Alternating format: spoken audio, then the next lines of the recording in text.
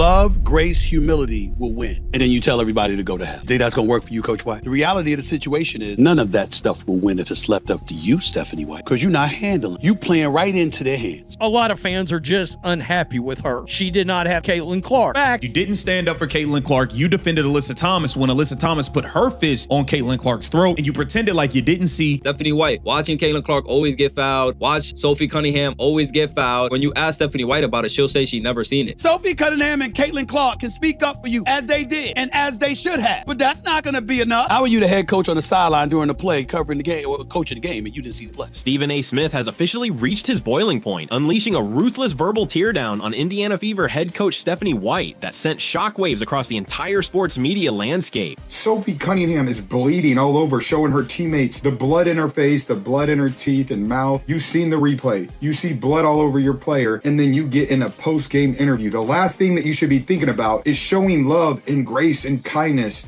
to the opposing player that you've already known is the dirtiest player in the league. She went out there and claimed that she didn't actually see the play happen. Now, video and pictures everywhere are showing her looking directly at the play. Well, now you got a bigger problem. DiJonai Carrington clobber Sophie Cunningham all upside the head, damn near try to break her neck. You act like you didn't see it. You got to the podium and defended DiJonai, and you're mad that we all are calling you out on it. The veteran broadcaster didn't hold back for a single second, tearing into White after her disastrous pregame press conference where she preached love, grace, and humility, only to finish her tirade by telling passionate fans and independent commentators to go to hell. You're not embracing the reality of the tense situation that the WNBA, and especially you as the coach of the Indiana Fever, is involved in. There are folks in Indiana at a home game booing you. That's bad. 13, 14, 15,000 people booing you at home. You know how bad you had to mess up for that to happen? This isn't a road game. Your ass was getting booed at home. Stephen A. Smith looked directly into the camera and called out the sheer hypocrisy of a professional coach who tells her paying customers to go to hell while actively failing to defend her own locker room. The outrage stemmed from White's complete refusal to protect her players following a violent flagrant 2 foul from Chicago Sky guard DiJonai Carrington on Sophie Cunningham. You're telling me you didn't see that play during the game? That's BS. You're telling me you didn't see that play during halftime in the locker room? That's BS. Have your players' backs, maybe in some sick, perverted way, not in a basketball way. She goes on a rant about love and kindness and tells the people that are critical of her to go to hell. There are a lot of fans of Caitlin Clark, of Sophie Cunningham, of the Indiana Fever. Their professional basketball coach just told to go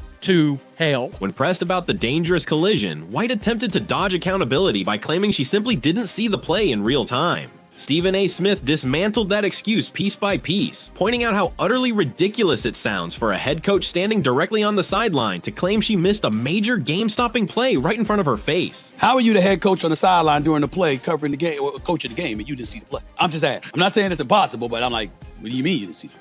We saw it. You coaching the game. Up and down the court. It's your job to coach the game, watch the game. She was lying. And that's another part of this whole thing. She sat up there, tried to play victim, tried to be fake emotional, and she was lying during it. It's like, come on, you're reading off a piece of paper, you're lying, you're doing all types of stuff. A lot of fans are just unhappy with her. She did not have Sophie Cunningham's back. She went out there and claimed that she didn't actually see the play happen. Now, video and pictures everywhere are showing her looking directly at the play. Well, now you got a bigger problem. Smith demanded to know how a coach can be up and down the court, supposedly managing the game, yet stay completely blind to an egregious hit that left her own player bleeding on the hardwood. To make matters worse, viral photos and video evidence immediately surfaced, showing Stephanie White staring directly at the action as it unfolded, exposing her press conference excuse as a blatant falsehood. The backlash was instantaneous and severe. During pregame introductions at Gainbridge Fieldhouse, over 15,000 home fans unleashed a deafening barrage of boos as White's name was announced. Head coach of the Indiana Fever, Stephanie White, was just viciously booed by thousands of fans at home in Indiana. Thousands of fans booed her during player and coach intros when her name was announced as the Indiana Fever head coach. She was booed out of the building. She told everybody to go to hell, and the fans booed the hell out of her before the game, proving that Fever Nation had reached its absolute limit with her lack of loyalty to the roster. Stephen A. Smith hammered home the gravity of the moment, reminding viewers that getting booed on the road is one thing, but getting viciously booed by thousands of your own fans in your home arena means you have completely lost the confidence of the fan base. Instead of taking a moment of self-reflection, taking accountability, or owning up to her mistake, Stephanie White doubled down, reading off a scripted statement and claiming that online communities and outside narratives were trying to hijack the league and divide her locker room. She genuinely, her mission succeeded. She divided and conquered his locker room. I heard the Stockholm Syndrome with Caitlin Clark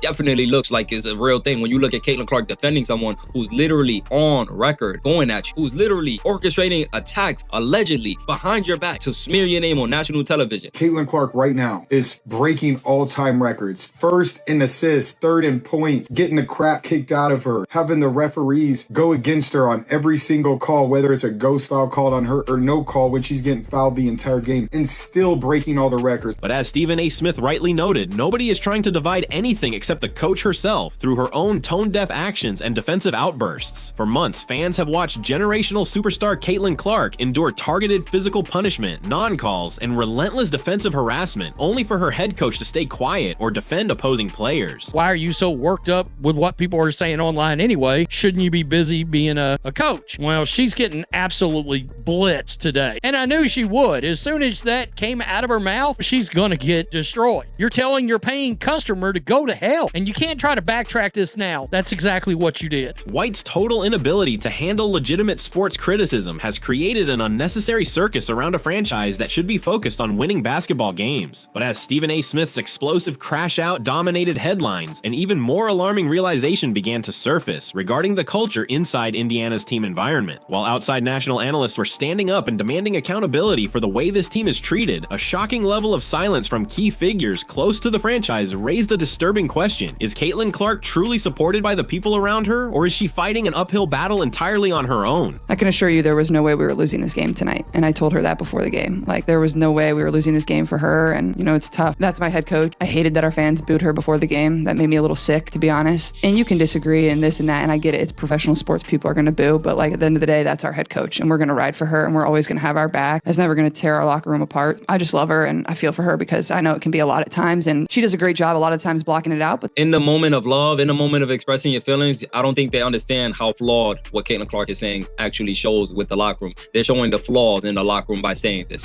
The stark contrast between national media personalities calling out injustice and the deafening silence from within the Fever organization has left supporters completely stunned. On recent podcast segments, while WNBA legend Candace Parker openly called out the dirty nature of Carrington's hit on Sophie Cunningham and criticized the bogus technical foul assessed to Caitlin Clark, key Indiana teammates like Aaliyah Boston sat completely mute for minutes on end. Rather than using her platform to stand up for her fellow players, enforce a strong locker room brotherhood, or condemn non-calls, Boston offered zero defense for Cunningham or Clark. For those who have anything to say about the play in the last game, I didn't see the play in real time. I went straight to a press conference. I thought the play got called right. Thankfully, Sophie's okay. Was it egregious? Absolutely. When you have a chance to watch that over and over and over on replay, you can see that. I didn't have that in real time. 100% always have my players back. I ride with them 10 toes down all the time. They know that. It's a shame that we can't have an opportunity to talk about what great basketball they're playing, because they are fucking playing. When a legendary outsider like Candace Parker is doing a better job defending Indiana's roster than the players on the team, it highlights a deep-seated cultural issue where those around Caitlin Clark seem hesitant to ruffle feathers or speak the truth. Yet, amid all the surrounding passivity and coaching missteps, Caitlin Clark continues to show why she is the absolute gold standard of leadership and professional maturity. When asked about the arena boos directed at Stephanie White, Caitlin didn't throw her coach under the bus or fuel the fire. Instead, she took the high road, admitting it made her sick to hear home fans booing their own leader and declaring firmly that the locker room would ride for White no matter what. Caitlin took accountability, protected her head coach from the media storm, and vowed to play with fire and joy. That is the mark of a true superstar, someone who carries the weight of an entire franchise, shields her team from public execution, and consistently puts the group above herself. Caitlin then backed up her words with a masterclass performance on the court, leading Indiana to a dominant 106-92 victory over the elite New York Liberty. Clark put up a spectacular double-double with 22 points and 10 assists, orchestrating the offense with surgeon-like precision and elevating every single player around her. more. Love, grace, humility will win. And then you tell everybody to go to hell.